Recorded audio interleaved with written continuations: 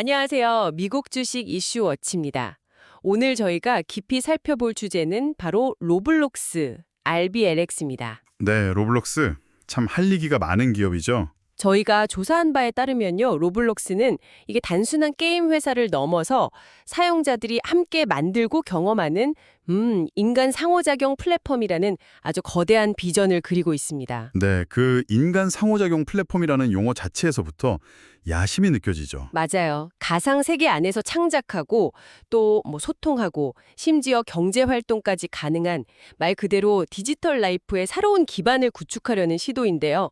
이 비전만 보면 정말 엄청난 성장 잠재력을 가진 회사로 보입니다. 네, 그 비전 자체는 상당히 매력적입니다.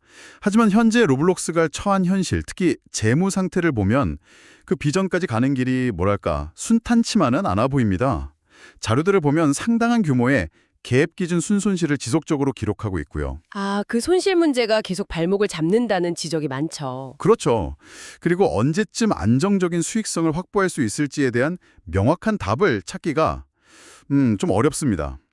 예를 들어 자료 2를 보면 자기자본 이익률 ROE가 약 마이너스 426% 수준으로 나오는데 이게 투자된 자본 대비 정말 큰 손실을 내고 있다는 의미거든요. 마이너스 426%? 네, 엄청난 수치네요. 그래서 오늘은 이처럼 로블록스의 밝은 미래 전망과 그 이면에 존재하는 여러 위험 요인들을 저희가 확보한 자료들에 근거해서 아주 균형 있게 파헤쳐 보겠습니다. 좋습니다. 그럼 가장 먼저 로블록스가 그리는 큰 그림, 즉 비전과 목표 시장, 템, 그리고 구체적인 성장 목표부터 자세히 살펴보겠습니다. 자료 1에 따르면 로블록스의 핵심 비전은 말씀하신 대로 인간 상호작용 플랫폼을 구축하는 것입니다. 이게 단순히 게임을 제공하는 것을 넘어선 개념인데요. 그렇죠. 게임은 플랫폼의 일부일 뿐이라는 거죠. 네. 사용자들이 직접 콘텐츠, 즉 UGC, 유저 제너레이티드 콘텐츠라고 하죠. 이걸 만들고 공유하며 다른 사용자들과 실시간으로 소통하고 협력하며 나아가 로복스라는 가상화폐를 통해 경제활동까지 영위하는 하나의 거대한 디지털 사회 혹은 생태계를 만들겠다는 그런 포부입니다. UGC 생태계가 핵심이군요. 바로 그겁니다. 이런 비전을 가지고 있다 보니 목표로 하는 시장, 즉 템, 토털 어드레서블 마켓의 범위도 기존의 게임 시장을 훨씬 뛰어넘습니다. 자료 1에서는 이를 몰입형 디지털 콘텐츠와 메타버스 경제 전체로 규정하고 있는데요. 범위가 정말 넓네요. 네, 단순히 엔터테인먼트 영역뿐만 아니라 소셜미디어, 원격 교육, 심지어 기업들의 가상협업 공간 같은 엔터프라이즈 시장까지 잠재적인 시장으로 보고 있습니다. 장기적으로는 사람들이 디지털 환경에서 보내는 모든 시간을 로블록스 플랫폼 안으로 끌어들이겠다는 그런 야심이 엿보입니다. 거의 디지털 세상 자체를 목표로 하는 느낌인데요. 그렇죠. 구체적인 수치 목표도 제시되어 있습니다. 자료 1에 따르면 단기적으로는 전 세계 비디오 게임 콘텐츠 시장 규모를 연간 약 1,800억 달러로 추산하고 이 중에서 10%를 점유하겠다는 목표를 세웠습니다. 1,800억 달러의 10%면 180억 달러. 와, 엄청난데요? 네, 만약 2028년까지 이 목표를 달성한다면 로블록스는 콘텐츠 관련 예약, 부킹스 매출만으로 연간 18억 달러 규모의 시장을 확보하게 되는 셈입니다. 2028년까지. 꽤 구체적이네요. 더 나아가서 향후 3년, 즉 2028년까지의 구체적인 경영 목표치도 공개되었는데요. 먼저 1일 활성 사용자 수 DAU, 데일리 액티브 유저스는 현재 약 7천만에서 8천만 명 수준인데 이걸 1억 5천만 명까지 끌어올리겠다는 목표입니다. DAU를 거의 2배로 늘리겠다. 쉽지 않을 텐데요. 그렇죠. 그래서 특히 주목할 점은 단순히 사용자 수만 늘리는 게 아니라 상대적으로 구매력이 높고 또 광고 수익화에 유리한 13세 이상 사용자층을 적극적으로 확대하고 북미 외 글로벌 시장에서의 사용자 기반을 넓히는 데 집중하겠다는 전략입니다. 타겟 사용자층 변화랑 지역 확장이군요. 네, 예약 부킹스 목표는 더욱 인상적입니다. 2024년 연간 예약 매출 가이던스가 43억 달러 이상으로 제시되었는데 이걸 기반으로 연평균 25% 이상의 성장률을 기록해서 2028년에는 연간 85억에서 100억 달러 수준의 예약을 달성하겠다는 목표입니다. 85억에서 100억 달러. 연평균 25% 이상 성장이라 네, 자료 2를 제공한 분석가들은 로블록스 플랫폼의 그 강력한 네트워크 효과와 사용자 제작 콘텐츠 생태계의 힘을 고려할 때 이런 성장 목표 달성 가능성이 상당히 높다고 아주 긍정적으로 평가하고 있습니다. 비전의 원대함과 목표 수치의 야심참은 분명 인상적입니다. 1억 5천만 DAU, 100억 달러 예약 매출, 이 숫자들이 로블록스가 추구하는 방향성을 명확히 보여주죠. 하지만 글쎄요, 투자자 입장에서 중요한 것은 이 목표가 과연 현실적으로 달성 가능한가 하는 점 아니겠습니까? 그렇죠. 현실성이 중요하죠. 현재 로블록스가 상당한 갭 기준 손실을 내고 있다는 점을 감안하면 연평균 25% 이상의 예약 성장률을 4년 이상 꾸준히 유지하고 동시에 DAU를 2배 가까이 늘리는 것은 결코 쉬운 과제가 아닙니다. 정말 도전적인 목표예요. 하긴 매년 25%씩 성장한다는 게 네, 특히 자료 1에서도 강조하는 13세 이상 사용자층 확보와 북미 외 글로벌 시장 확장은 여러 난관에 부딪힐 수 있습니다. 생각해보세요. 10대 후반 및 성인 사용자들은 이미 틱톡, 인스타그램, 유튜브 같은 아주 강력한 경쟁 플랫폼들을 활발히 이용하고 있잖아요. 그렇죠. 이미 익숙한 플랫폼들이 많죠. 이들을 로블록스로 유인하고 또 계속 머물게 하려면 기존의 아동 중심 콘텐츠와는 뭔가 다른, 더 성숙하고 매력적인 경험을 제공해야 하는데 이게 과연 성공할지는 글쎄요, 미지수입니다. 글로벌 확장 역시 각 지역의 문화적 차이라든지 규제 환경, 인터넷 인프라 수준 등등 고려해야 할 변수가 너무 많고요. 네, 확실히 어려운 과제들이네요. 따라서 제시된 목표는 로블록스가 나아갈 방향을 보여주는 청사진으로 이해하되 그 달성 가능성에 대해서는 지속적인 검증과 좀 냉정한 평가가 필요하다고 생각합니다. 비전을 재무적 성과로 연결시키는 과정은 늘 불확실성을 내포하고 있으니까요. 네, 목표 달성에 대한 도전 과제가 분명히 있다는 점은 저희도 인지해야 합니다. 하지만 로블록스 비즈니스 모델의 구조적인 강점 중 하나가 바로 높은 고객 생애 가치 (LTV와) 상대적으로 낮은 고객 획득 비용 (CAC) (커스터머 애큐지션 코스트에 있다는 점을 주목할 필요가 있습니다. LTV와 CAC 중요하죠. 네, 자료 1의 분석에 따르면 로블록스는 특히 12세 이하의 저연령층 사용자들 사이에서 정말 압도적인 네트워크 효과를 구축했습니다. 뭐 친구들이 하니까 나도 하고 내가 만든 게임을 친구들이 즐기는 과정에서 플랫폼에 대한 강력한 충성도가 형성되는 거죠.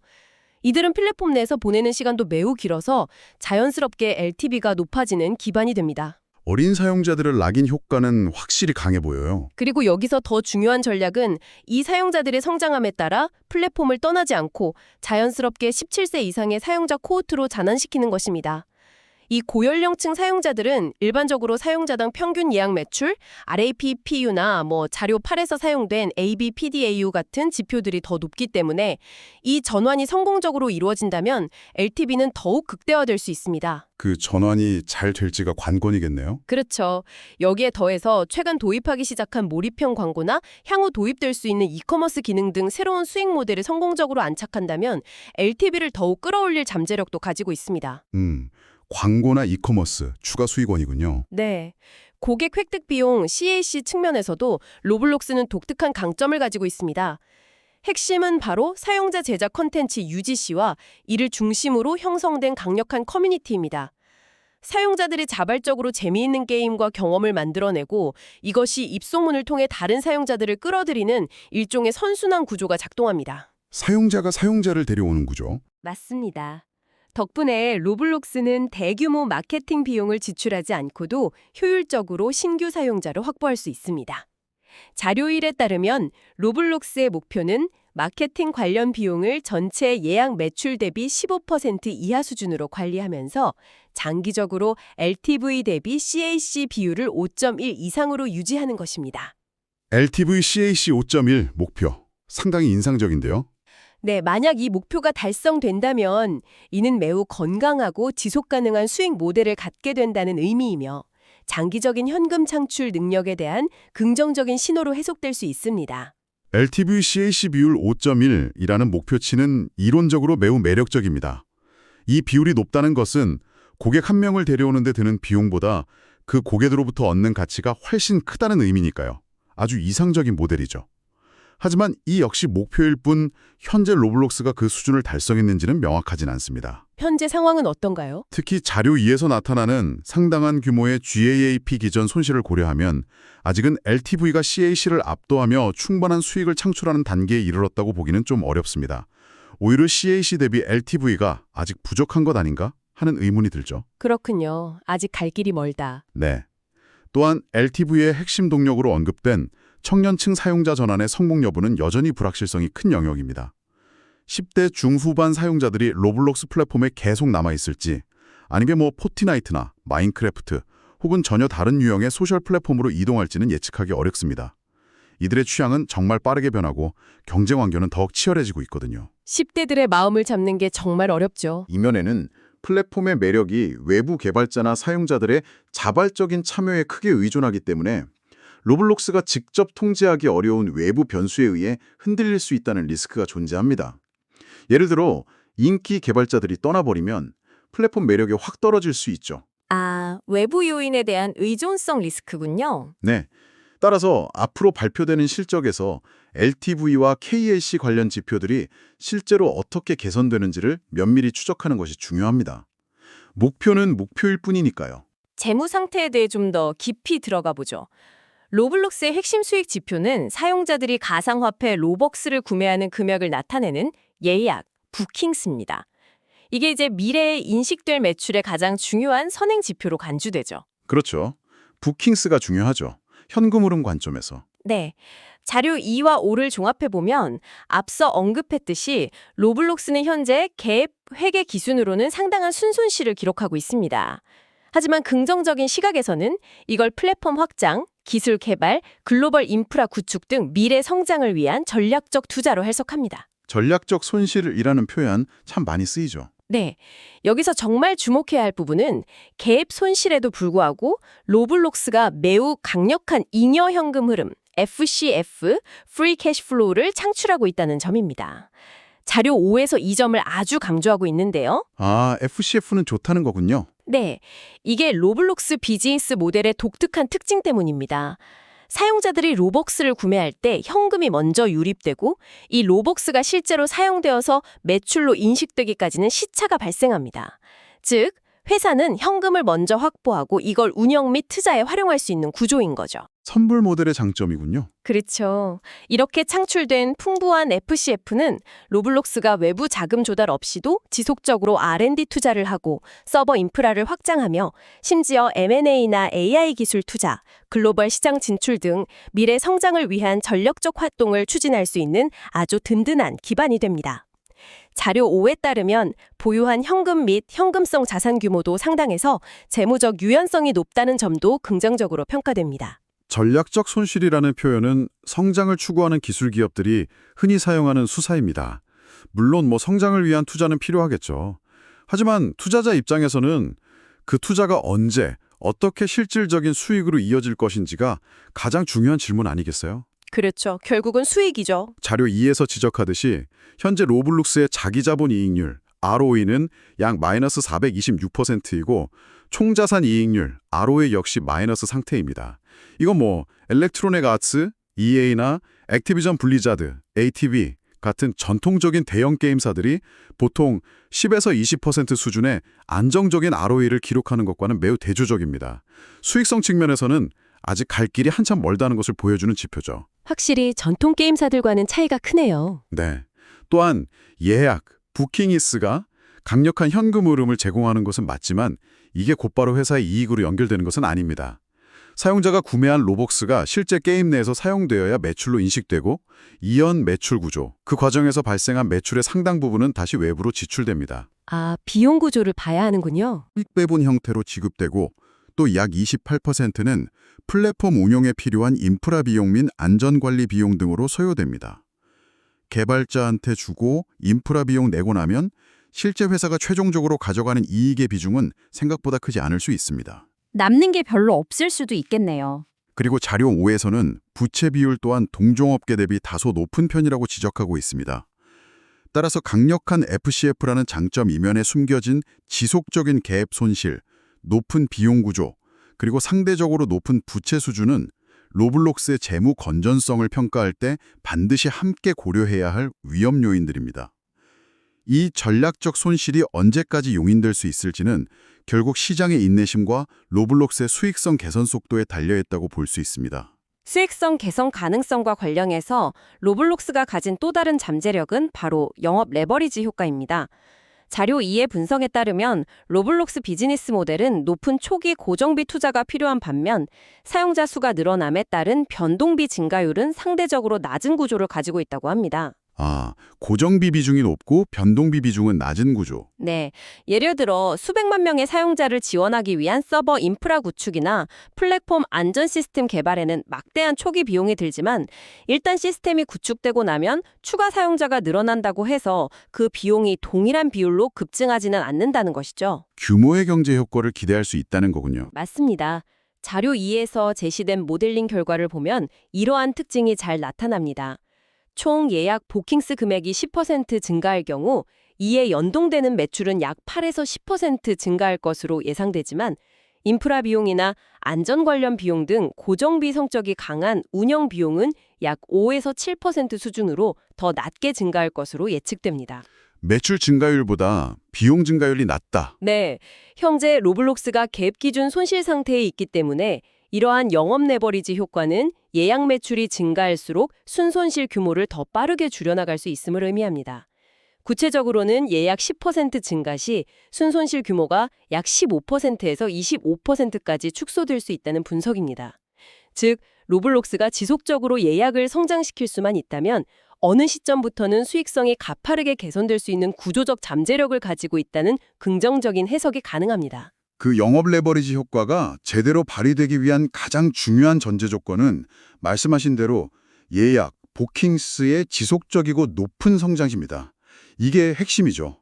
이 전제가 충족되지 못하고 만약 성장세가 예상보다 둔화된다면 오히려 그 높은 고정비 부담과 개발자들에게 지급해야 하는 상당한 규모의 수익 분배, 매출의 약 25에서 30%가 수익성을 더욱 악화시키는 요인으로 작용할 수 있습니다. 성장이 멈추면 오히려 독이 될 수도 있다. 그렇죠. 양날의 검과 같은 특성을 지니고 있는 겁니다. 손익 분기점 달성 시점이나 안정적인 수익성 확보 시점은 여전히 불확실하며 앞서 살펴본 DAU 성장률이나 ABP DAU 변화 등 여러 변수에 매우 민감하게 반응하는 재무 구조를 가지고 있습니다. 정말 성장률에 모든 게 달렸네요. 네. 따라서 단순히 영업 레버리지 잠재력만 보고 낙관하기보다는 실제 예약 성장률 추이와 비용 통제 능력을 지속적으로 확인하며 그 잠재력이 현실화될 수 있을지를 신중하게 판단해야 합니다. 성장 기대치가 조금이라도 꺾이는 순간 수익성 개선 시나리오는 예상보다 훨씬 뒤로 밀릴 수 있습니다. 네, 결국 지속적인 성장이 모든 것의 열쇠라는 말씀이신데요. 그렇다면 그 성장의 근간을 이루는 로블록스만의 핵심 자산은 무엇일까요? 자료 3에서는 바로 이머시브 경험 플랫폼, 이머시브 익스피리언스 플랫폼 자체에 로블록스의 진정한 가치가 있다고 분석합니다. 이게 단순히 게임 엔진이나 개발 도구를 의미하는 것을 넘어섭니다. 플랫폼 자체가 자산이다. 네, 사용자들이 직접 3D 콘텐츠와 경험을 창조할 수 있게 해주는 스튜디오라는 강력하고 직관적인 재발 도구, 그리고 이 도구를 통해 만들어진 수백만 개의 게임과 경험들, 이걸 즐기는 1억 명이 넘는 DAU, 그리고 이 모든 것을 가능하게 하는 수백만 명의 활성 개발자 커뮤니티가 유기적으로 결합된 하나의 거대한 생태계, 이게 바로 로블록스의 핵심 자산이라는 것입니다. 기술과 커뮤니티, 콘텐츠가 결합된 생태계. 그렇죠. 이 플랫폼 기술과 생태계의 가치는 실로 엄청나다고 평가됩니다. 자료 3의 분석가들은 만약 이 핵심 플랫폼 기술 자산이 없었다고 가정할 경우 로블록스는 연간 약 28억 8천만 달러에 달하는 잠재적 예약 매출 손실을 입었을 수도 있다고 추산합니다. 28.8억 달러요? 플랫폼 가치가 그 정도라고요? 네, 이게 현재 로블록스 연간 예약 매출의 상당 부분을 차지하는 금액으로 플랫폼 기술 자체가 미래 현금 흐름을 창출하고 보장하는 핵심적인 무형자산임을 명확하게 보여주는 분석 결과입니다. 플랫폼의 경제적 가치를 그렇게 추산했군요. 흥미롭네요. 이러한 강력한 플랫폼과 생태계는 또한 매우 깊은 기술적 해자, 이코노믹 모트를 형성하고 있다고 평가됩니다. 자료 3에 따르면 경쟁사가 현재 로블록스와 유사한 수준의 생태계, 즉 1억 명 이상의 DAU와 수백만 명의 활성 개발자를 보유한 플랫폼을 처음부터 구축하려면 최소 5년 이상의 시간과 누적 100억 달러, 우리 돈으로 약 13조 원 이상이 넘는 막대한 투자가 필요할 것으로 예상됩니다. 100억 달러와 5년. 진입장벽이 엄청나네요. 네, 로블록스는 이미 매년 연구개발, R&D 비용으로 수억 달러 이상을 지출하고 있으며 개발자 생태계를 유지하고 활성화하기 위해 매년 1억 달러 이상의 금액을 개발자들에게 수익으로 분배하고 있습니다. 이러한 지속적인 투자를 통해 로블록스는 후발주자들이 따라오기 어려운 강력한 진입장벽을 구축하고 있다는 것이 긍정적인 시각의 핵심입니다. 기술적 해자가 깊고 넓다는 점, 그리고 그것이 로블록스의 핵심 경쟁 우위라는 점에는 동의합니다. 하지만 그 해자를 유지하고 더욱 깊게 파는 데 들어가는 비용 또한 막대하다는 사실을 간과해서는 안 됩니다. 자료 3에서도 언급되었듯이 연간 수억 달러에 달하는 R&D 지출과 매년 1억 달러를 넘어서는 개발자 수익 분배는 로블록스의 재무제표에 지속적인 부담으로 작용하고 있습니다. 해자 유지를 위한 비용이 만만치 않군요. 그렇죠. 이게 앞서 이야기한 계획 기준 손실의 주요 원인이기도 하고요. 또한 기술의 세계에서 영원한 해자란 존재하기 어렵습니다. 지금은 로블록스가 압도적인 위치에 있는 것처럼 보이지만 언제든 혁신적인 기술이나 새로운 아이디어를 가진 경쟁 플랫폼이 등장해서 시장 판도를 바꿀 가능성은 항상 열려 있습니다. 새로운 경쟁자의 등장은 항상 위협이죠. 특히 자료 5에서 지적하듯이 Z세대의 관심사는 매우 빠르게 변화하며 이들을 겨냥한 새로운 형태의 소셜, 엔터테인먼트 플랫폼이 등장할 경우 로블록스의 사용자 기반을 잠식할 위협이 될 수 있습니다. 그리고 자료 3에서 제시된 28억 8천만 달러라는 플랫폼 가치 추산 역시 특정 가정과 모델링에 기반한 추정치일 뿐 절대적인 숫자로 받아들이기에는 한계가 있습니다. 추정치에는 항상 가정이 따르니까요. 네. 따라서 로블록스가 현재의 기술적 우위를 유지하고 해자를 더욱 강화하기 위해 얼마나 효과적으로 자원을 배분하고 혁신을 지속하는지를 계속해서 지켜봐야 할 것입니다. 비용 부담과 기술 변화의 가능성, 이 두 가지를 염두에 두어야죠. 그렇다면 최근 실적을 통해 로블록스의 성장 스토리가 실제로 어떻게 전개되고 있는지 구체적으로 확인해 보겠습니다. 자료 4와 7을 살펴보면 특히 2025년 2분기 실적이 시장에 상당한 놀라움을 안겨주었습니다.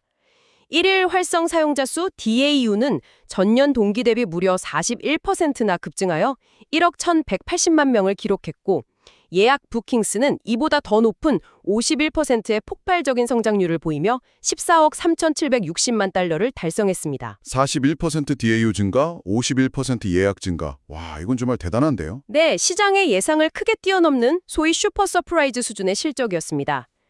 여기서 특히 주목해야 할 점은 예약 성장률 51%가 DAU 성장률 41%를 상회했다는 사실입니다. 아, 사용자당 지출이 늘었다는 거네요. ABPDAU 개선. 맞습니다.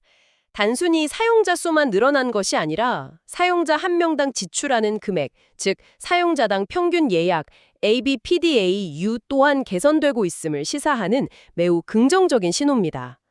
자료 4에서 제시된 시나리오 분석에 따르면 이건 가장 낙관적인 불 시나리오에 해당하는 결과로 로블록스가 추진하고 있는 AI 기반의 콘텐츠 추천 시스템 강화나 새롭게 도입된 몰입형 광고 모델 같은 수익화 전략들이 성공적으로 작동하기 시작했다는 증거로 해석될 수 있습니다. 전략들이 먹히기 시작했다는 신호군요. 네. 또한 자료 7에서는 주요 경쟁 기술 회사인 유니티가 최근 겪고 있는 어려움 역시 로블록스에게는 개발자 유치 등에서 반사이익을 가져다주고 있을 가능성도 제기하고 있습니다. 경쟁사 부진했다는 반사이익까지 호재가 겹쳤네요. 2분기의 서프라이즈 실적은 분명 인상적이었습니다.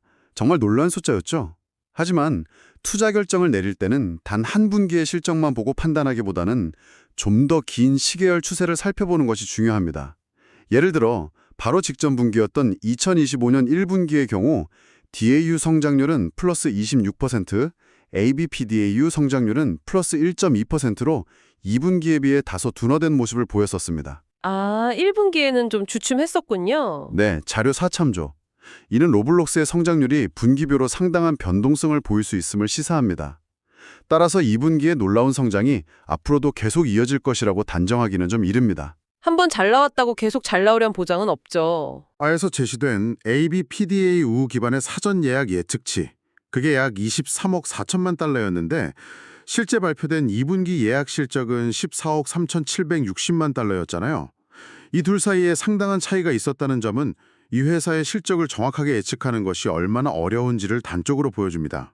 예측과 실제의 괴리가 컸군요. 네. 만약 향후 성장세가 다시 둔화되어서 자료 4의 베이스 시나리오 DAU 플러스 25% 내외 성장, 배열 시나리오 DAU 20% 미만 성장 수준으로 회귀한다면 높은 기대감을 안고 있던 주가에는 상당한 하방 압력이 가해질 수 있습니다.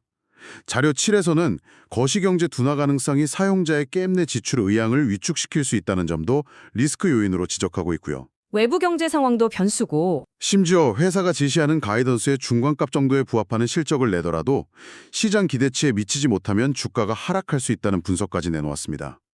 즉, 실적 발표에 따른 주가 변동성이 매우 클 수 있는 종목이라는 점을 유념해야 합니다. 기대치가 워낙 높으니까요. 기대치가 높으면 실망도 크니까요. 이제 로블록스가 직면하고 있는 주요 위험 요인들을 좀 더 체계적으로 상세하게 분석해 볼 필요가 있습니다. 자료 2, 5, 9 등 여러 소스에도 공통적으로 지적하고 있는 리스크들이 상당히 많고 그 잠재적 파급력도 무시할 수 없습니다.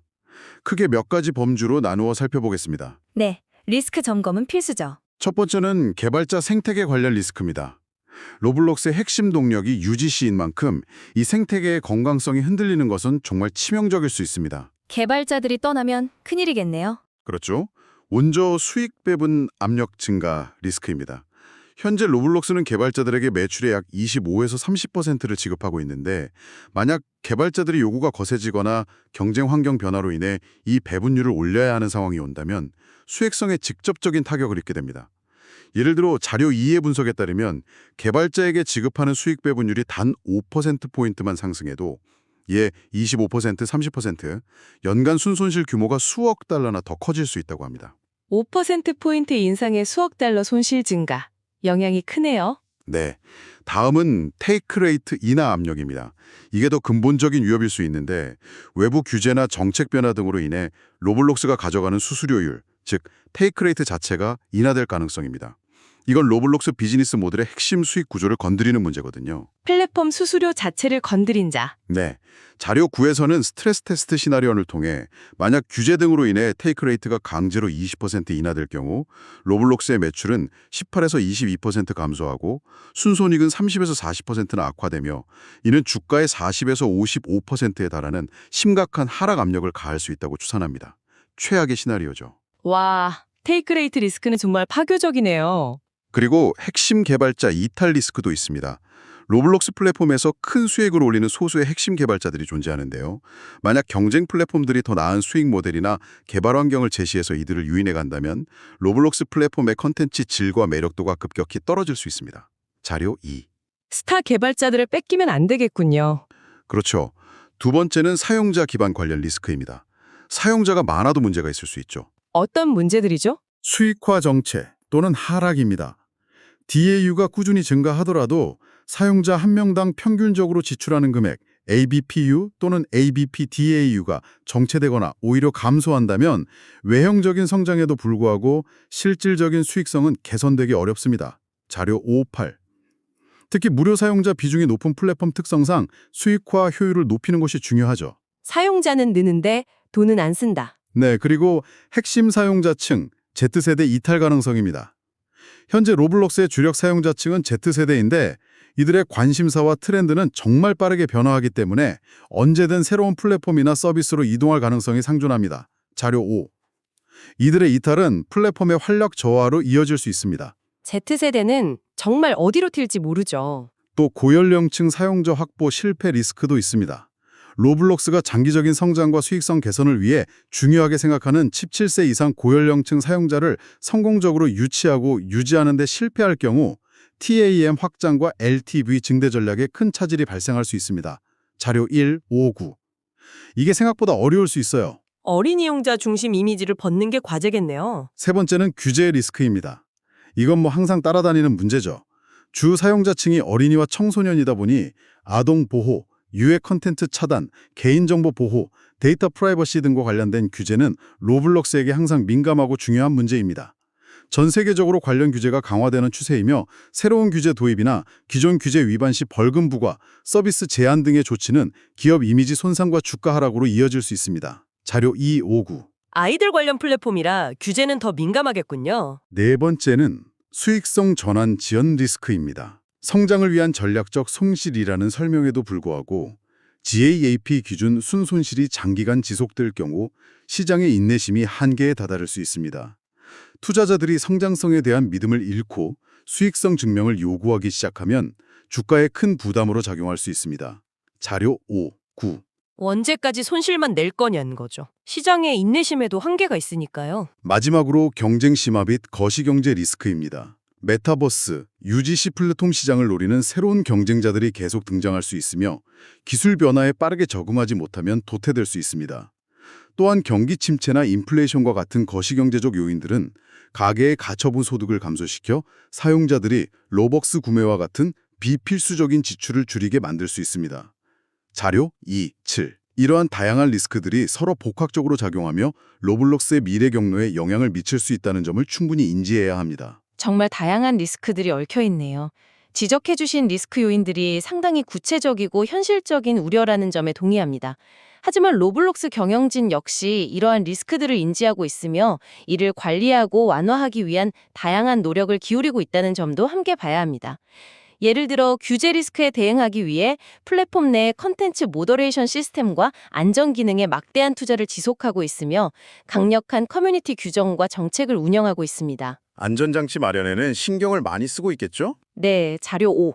개발자 생체계 리스크 관리를 위해서는 매년 대규모 개발자 컨퍼런스 RDC를 개최해서 소통을 강화하고 개발 도구를 지속적으로 업데이트하며 수익 분배 모델 개선 방안을 모색하는 등 개발자 친화적인 정책을 유지하려 노력하고 있습니다. 자료 5 언급. 개발자 달래기도 중요하니까요. 그렇죠. 사용자 기반 리스크, 특히 수익화 정체 우려에 대해서는 앞서 언급한 몰입형 광고 플랫폼 도입과 같은 새로운 수익 모델 개발을 통해 대응하고 있으며 이는 로벅스 판매에 대한 의존도를 낮추고 수익원을 다각화하는 효과를 가져올 수 있습니다. 그리고 이 모든 노력을 뒷받침하는 것이 바로 앞서 강조했던 강력한 인예 현금 흐름 FCF입니다. 아, FCF가 방어막 역할을 한다는 거군요. 네, 이 FCF를 통해 재무적 안정성을 확보하면서 리스크 요인들을 관리하고 미래 성장을 위한 투자를 지속할 수 있는 여력을 가지고 있다는 점이 로블록스가 가진 중요한 방어막이라고 긍정적인 시각에서는 평가합니다. 자료 5. 리스크 없는 성장은 기대하기 어려우니까요. 물론 리스크 관리 노력은 하겠지만 그게 얼마나 효과적일지는 지켜봐야겠죠. 그리고 리스크만큼이나 로블록스가 가진 성장 기회 또한 막대하다는 점을 다시 한번 강조하고 싶습니다. 리스크를 성공적으로 관리하면서 이러한 기회들을 현실화시킨다면 로블록스의 기업 가치는 현재 수준으로 훨씬 뛰어넘을 수 있습니다. 자료 1, 3, 9 등에서 제시된 주요 성장 기회들을 좀 더 자세히 살펴보겠습니다. 네, 기회 요인들도 한번 들어보죠. 첫 번째는 신규 수익원 창출 기회입니다. 가장 기대되는 부분이죠. 수익 다각화가 중요하니까요. 네, 몰입형 광고 플랫폼 구축이 그 중심에 있습니다. 이게 로블록스야 다음 성장 동력으로 가장 크게 주목받고 있는데요. 사용자들이 3D 가상 공간 내에서 자연스럽게 접하는 형태의 광고 모델인데 만약 이것이 성공적으로 시장에 안착한다면 자료 9의 분석에 따르면 향후 5년 이내에 연간 50억 달러, 우리 돈으로 약 6에서 7조 원 규모의 새로운 광고 시장을 창출하고 선점할 잠재력이 있다고 합니다. 50억 달러 광고 시장 정말 크네요. 성공한다면 말이죠. 그렇죠. 이 광고 사업의 성공은 앞서 우려했던 사용자당 평균 예약, ABPDAU 정체 리스크를 상쇄하고 수익성을 개선하는 데 결정적인 역할을 할 수 있습니다. 자료 5. 광고가 수익성 개선의 열쇠가 될 수 있겠군요. 다음은 아바타 마켓플레이스 확장 및 이커머스 연동입니다.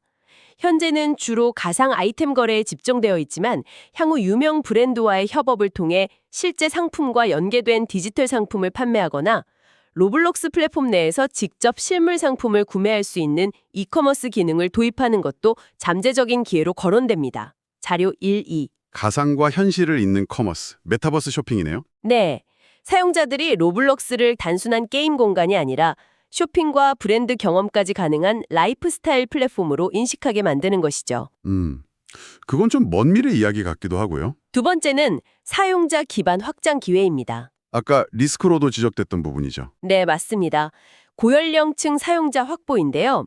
이게 리스크 요인이기도 하지만 반대로 엄청난 성장 기회이기도 합니다. 만약 로블록스가 콘서트, 교육, 소셜 네트워킹 등 성인 사용자들의 흥미를 끌만한 컨텐츠와 경험을 성공적으로 제공해서 이들 연령대의 DAU를 현재보다 2배 늘리고 이들의 1인당 지출, ARPU를 50% 증가시킬 수 있다면 와, 이건 전체 목표 시장, TAM 규모를 비약적으로 확장시키는 효과를 가져올 것입니다. 자료 9, 시나리오 분석. 고연령층 DAU 2배, ARPU 50% 증가.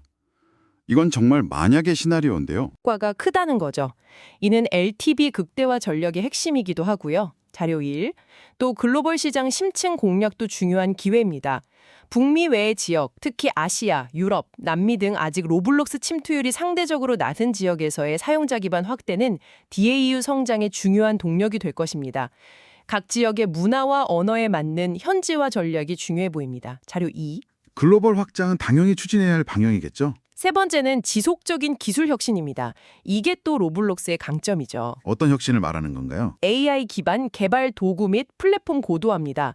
인공지능 AI 기술을 활용해서 개발자들이 더 쉽고 빠르게 고품질의 3D 콘텐츠를 제작할 수 있도록 지원하는 새로운 스튜디오 도구를 도입하고 자료 358, 사용자들에게는 AI 기반의 맞춤형 콘텐츠 추천 및 검색 기능을 제공하여 플랫폼 경험을 향상시키는 것입니다. AI를 개발과 사용자 경험 양쪽에 다 적용하는군요. 네, 이러한 기술 고도화는 사용자 만족도와 참여도를 높여 결과적으로 사용자당 평균 예약 ABPDAU를 개선시킬 수 있으며 자료 3에서는 이것이 약 플러스 13%의 추가적인 주가 상승 잠재력을 가질 수 있다고 추산했습니다. AI 도입으로 주가 플러스 13% 잠재력, 구체적인 수치네요. 그리고 VR, AR 등 차세대 기기 통합도 장기적인 기회입니다.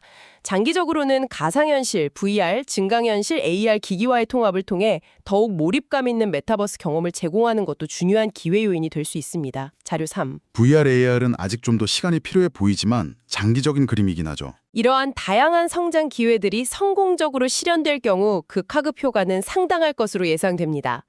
자료 9에서는 가장 긍정적인 시나리오, 즉 광고 사업이 성공하고 고연령층 사용자 확장이 동시에 이루어지는 경우를 가정하여 로블록스가 총 500억 달러, 우리 돈으로 약 65조 원 이상의 새로운 템을 확보하게 되고 연평균 예약 성장률이 기존 전망치인 20% 수준에서 30% 수준으로 10%포인트나 상향 조정될 수 있으며 이는 강기적으로 주가의 플러스 70%에서 플러스 90%에 달하는 막대한 상승 잠재력을 부여할 수 있다고 분석합니다. 70, 90% 상승 잠재력, 정말 장밋빛 전망이네요. 제시된 성장 기회 시나리오들은 분명 매력적으로 들립니다. 하지만 다시 한번 강조하지만 이 모든 것은 아직 잠재력의 영역에 머물러 있습니다. 실제로 구현되고 시장에서 성공적으로 받아들여지기까지는 수많은 난관이 존재합니다. 예를 들어 그 몰입형 광고 모델. 아직 초기 실험 단계잖아요.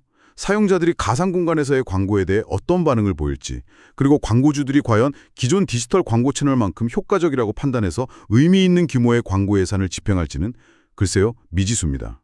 광고 모델의 성공 여부가 불확실하다. 네. 이미 메타, 페이스북 같은 거대 기업들도 메타버스 광고 시장을 개척하려다 어려움을 겪고 있는 걸 보면 알 수 있죠. 고연령층 사용자를 유인하는 건 역시 마찬가지입니다. 게임 외의 콘서트, 교육, 소셜 활동 등을 로블록스 플랫폼에서 즐기도록 만드는 것, 이게 매우 도전적인 과제입니다. 이들 연령대는 이미 각자의 니즈에 맞는 전문화된 플랫폼들을 사용하고 있기 때문이죠. 기존 플랫폼과의 경쟁이 치열하겠군요. 그렇죠. 로블록스가 이들을 끌어들일 만한 차별화된 가치를 제공할 수 있을지, 그리고 그걸 또 수익으로 연결시킬 수 있을지는 신중하게 지켜봐야 합니다. 따라서 이러한 성장 기회들을 평가할 때는 장밋빛 전망과 함께 실행 과정에서의 현실적인 어려움과 리스크 요인들을 반드시 균형 있게 고려해야 합니다. 잠재력만 믿고 투자하기에는 글쎄요, 불확실성이 너무 크다고 판단할 수도 있습니다. 네, 기회와 리스크를 함께 봐야 한다는 말씀이시군요. 이제 밸류에이션, 즉 기업 가치 평가에 대한 논의로 넘어가 보겠습니다. 현재 로블록스의 주가는 전통적인 수익성 지표인 주가 수익 비율, PE로는 평가하기 어렵습니다. GAAP 기준 순손실 상태이기 때문이죠. 자료 1. 네, PE가 안 나오죠. 그럼에도 불구하고 시장에서 비교적 높은 밸류에이션을 받고 있는 이유에 대해 긍정적인 시각에서는 몇 가지 근거를 제시합니다. 첫째, 로블록스가 단순한 게임 회사가 아닌 미래 메타버스 시대를 선도할 독보적인 플랫폼 기업이라는 점에 대한 기대감입니다. 둘째, 앞서 살펴본 강력한 네트워크 효과와 깊은 기술적 해자가 장기적인 경쟁 우위를 제공할 것이라는 믿음입니다.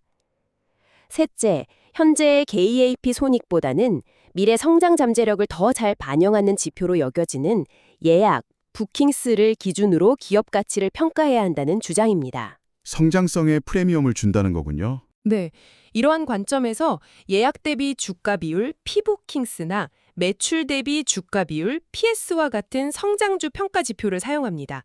예를 들어 자료 1에서는 로블록스의 적정 피부킹스 배수를 5.0배에서 7.0배 사이로 제시하고 있으며 자료 3에서는 PS 배수 6.0배를 적용하여 로블록스의 내재 가치를 약 326억 4천만 달러로 추산했습니다.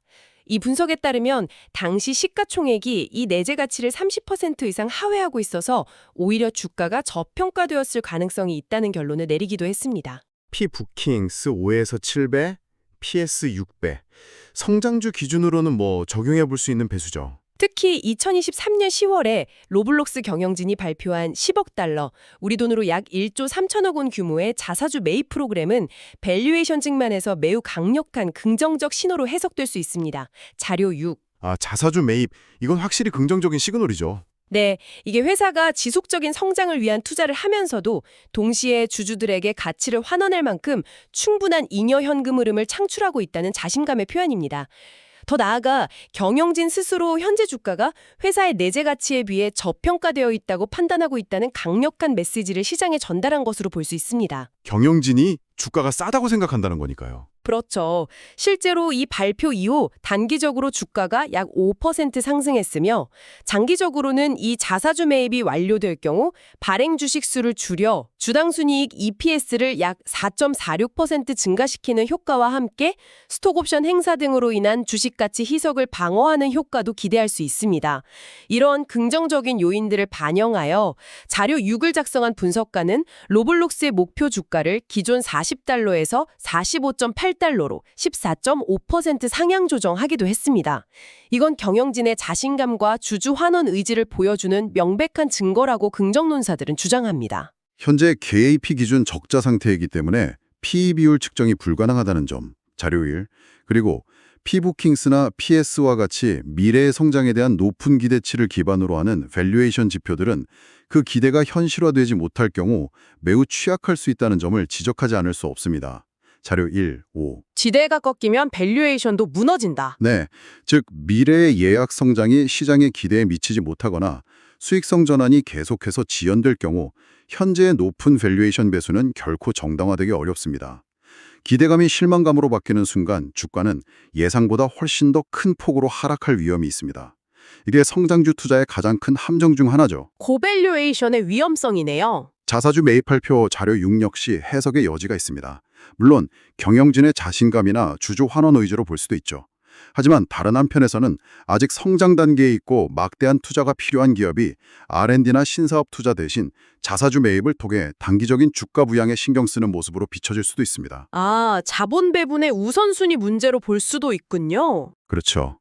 특히 아직 적자를 면치 못하고 있는 상황에서 창출된 FCF를 자사주 매입에 사용하는 것이 과연 장기적인 기업 가치 극대화를 위한 최선의 자본 배분 전략인가에 대한 비판적인 질문이 제기될 수 있습니다. 자료 9에서 최종적으로 산출한 리스크 조정 할인율 RADR을 11.0%라는 비교적 높은 수준으로 설정한 것 자체가 시장 참여자들이 로블록스의 미래 현금 흐름에 대해 상당한 불확실성과 리스크를 인지하고 있음을 반영하는 것입니다. 할인율 11%면 꽤 높은 편이죠. 네, 그 높은 할인율을 적용했음에도 불구하고 35%의 상승 여력이 있다는 분석 자료 9 결과가 나왔지만 이건 역설적으로 그만큼 미래 현금 흐름 예측의 변동성이 크고 높은 기대 수익률을 얻기 위해서는 높은 리스크를 감수해야 한다는 것을 의미할 수도 있습니다. 단순히 상승 여력 숫자만 볼 게 아니라는 거죠. 높은 리스크, 높은 리턴 가능성 이렇게 봐야겠네요. 그럼 마지막으로 로블록스에 투자하고 있거나 관심을 가지고 지켜보는 분들이 앞으로 발표되는 실적이나 뉴스를 접할 때 어떤 지표들을 핵심적으로 주목해야 하는지, 그리고 각 지표의 결과에 따라 어떤 시나리오를 예상해 볼 수 있는지 정리해 보겠습니다. 자료 8에서 제시된 5가지 핵심 변수를 중심으로 살펴보는 것이 유용할 것 같습니다. 네, 투자자들이 꼭 체크해야 할 지표들이군요. 첫째, 예약, 부킹스의 전년 동기 대비 YOY 성장률입니다. 이게 로블록스의 성장 모멘텀을 보여주는 가장 중요한 선행 지표라고 할 수 있습니다.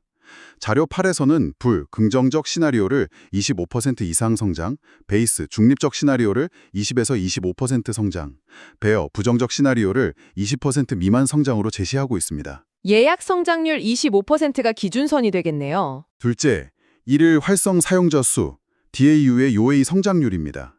사용자 기반이 얼마나 빠르게 확장되고 있는지를 보여줍니다. 시나리오는 20% 이상, 베이스는 15에서 20%, 베어는 15% 미만입니다.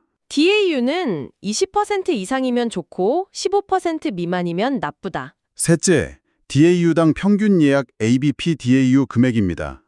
사용자들이 평균적으로 얼마나 지출하는지, 즉 사용자당 수익화 능력을 측정하는 지표입니다.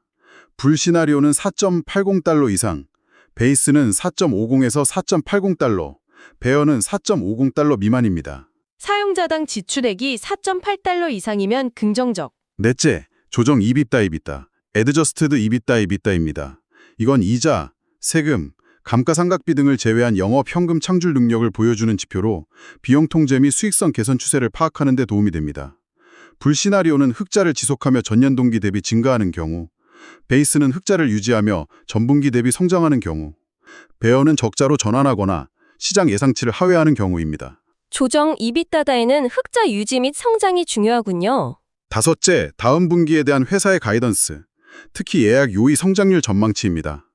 경영진이 앞으로의 사업 환경과 성장세를 어떻게 예측하고 있는지를 보여주는 중요한 지표입니다. 시나리오는 가이던스로 28% 이상의 성장을 제시하는 경우, 베이스는 22에서 28%, 베어는 22% 미만입니다. 다음 분기 예약 가이던스는 28% 이상이면 최고네요. 네, 방금 정리해 주신 5가지 핵심 지표들이 모두 시나리오에 가깝게 발표된다면, 예를 들어 자료 8에서 예측한 것처럼 모든 지표가 긍정적인 올 상황이 펼쳐진다면 주가는 단기적으로 20% 이상 상승할 수도 있을 만큼 강력한 모멘텀을 받을 수 있을 것입니다. 그렇게 된다면 로블록스가 제시하는 메타버스 플랫폼으로서의 성장 스토리는 더욱 설득력을 얻게 되고 미래에 대한 시장의 기대감은 더욱 높아질 것입니다. 반대로 만약에 지표들이 전반적으로 베어 시나리오에 가깝게 나온다면, 예를 들어 예약과 DAU 성장률이 크게 둔화되고 수익성 지표마저 악화되는 올 베어 시나리오가 현실화될 경우 자료 8의 예측처럼 주가는 15% 이상 하락할 수도 있습니다. 올 베어면 마이너스 15% 이상 하락, 충격이 크겠네요. 그렇죠. 이는 로블록스의 성장 엔진에 문제가 생겼다는 신호로 받아들여질 수 있으며, 그동안 높은 밸류에이션을 지탱해왔던 성장 기대감이 무너지면서 큰 폭의 주가 조정이 불가피할 수 있습니다. 옵션 시장에서 관찰되는 높은 내재 변동성, 예를 들어 자료 8에서 가정한 85% 수준의 IV는 실적 발표 전후로 하루에도 플러스 마이너스 5.4% 이상 주가가 변동할 수 있음을 시사하는데, 이는 바로 이러한 실적 발표 결과에 따른 주가의 높은 민감성을 잘 보여주는 지표입니다. IV 85%면 변동성이 엄청나네요. 네, 만약 예약이나 DAU 같은 핵심 지표가 시장의 예상을 크게 벗어나는 어닝 초크 수준의 결과를 발표한다면 실제 주가 변동폭은 이 예상을 훨씬 뛰어넘을 수도 있다는 점을 염두에 두어야 합니다. 오늘 로블록스라는 정말 흥미로운 기업에 대해 정말 다각도로 깊이 있는 분석을 나눠봤습니다. 마지막으로 오늘 논의된 내용들을 정리하며 마무리하겠습니다. 긍정적인 측면에서 보자면 로블록스는 단순한 게임을 넘어선 인간 상호작용 플랫폼이라는 혁신적인 비전을 가지고 메타버스 시대를 선도할 잠재력을 가진 기업입니다. 1억 명이 넘는 방대한 글로벌 사용자 기반과 여기서 발생하는 강력한 네트워크 요건은 분명한 경쟁 우위입니다. 네, 플랫폼과 사용자 기반은 확실히 강점이죠. 예약, 부킹스과 DAU의 인상적인 성장세는 여전히 강력한 성장 동력이 작동하고 있음을 보여주며 몰입형 광고나 고연령층 시장 확장과 같은 새로운 성장 기회들도 존재합니다. 무엇보다 기업 손실에도 불구하고 지속적으로 창출되는 강력한 잉여 현금 흐름 FCF는 재무적 유연성을 제공하며 최근의 대규모 자사주 매입 발표는 경영진의 자신감을 보여주는 사례로 해석될 수 있습니다.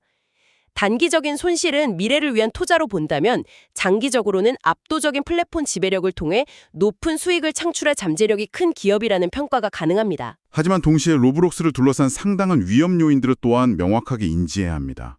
가장 큰 우려는 지속되고 있는 기업 기준 순손실과 아직 불확실한 수익성 전환 시점입니다.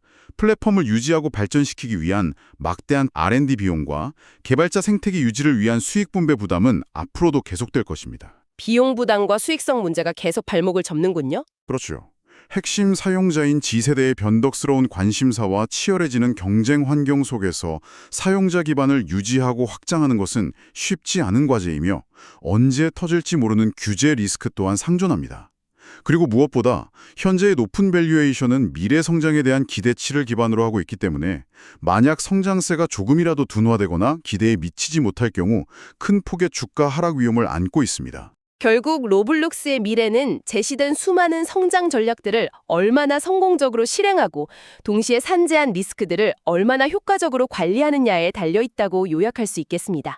네, 결국 실행력과 리스크 관리가 관건이겠네요. 오늘 저희가 살펴본 로블록스에 대한 심층 분석이 당신의 판단에 도움이 되었기를 바랍니다. 마지막으로 고지해드릴 사항이 있습니다. 본 방송에서 제공된 정보는 특정 종목에 대한 투자 자문이나 매수매도 추천이 아닙니다. 모든 투자 결정은 전적으로 청취자 여러분 본인의 판단과 책임하에 신중하게 이루어져야 합니다.